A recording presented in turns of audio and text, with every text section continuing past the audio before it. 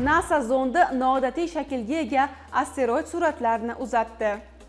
LORRI kamerasi yordamida olingan suratlar asteroidning uzunligi 8 kilometrga, maksimal eni esa 3,5 kilometrga yetishini ko'rsatgan. NASAning Lucy sayyoralar aro stansiyasi Donald Johnson asteroididan qariyb 960 kilometr uzoqlikdan uchib o'tdi va Yerga uning suratlarini uzatdi. Bu haqda Kosmik agentlik matbuot xizmati xabar berdi.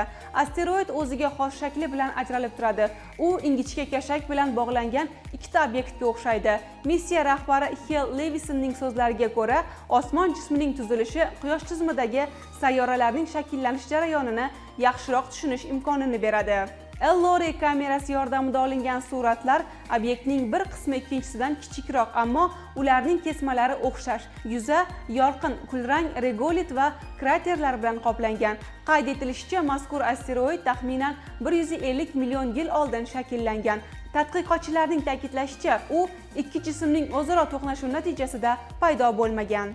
Sizlarga yetkazmoqchi bo'lgan qisqa va qiziqarli xabarlarimiz shulardan iborat edi. Bizdan uzoqlashmang.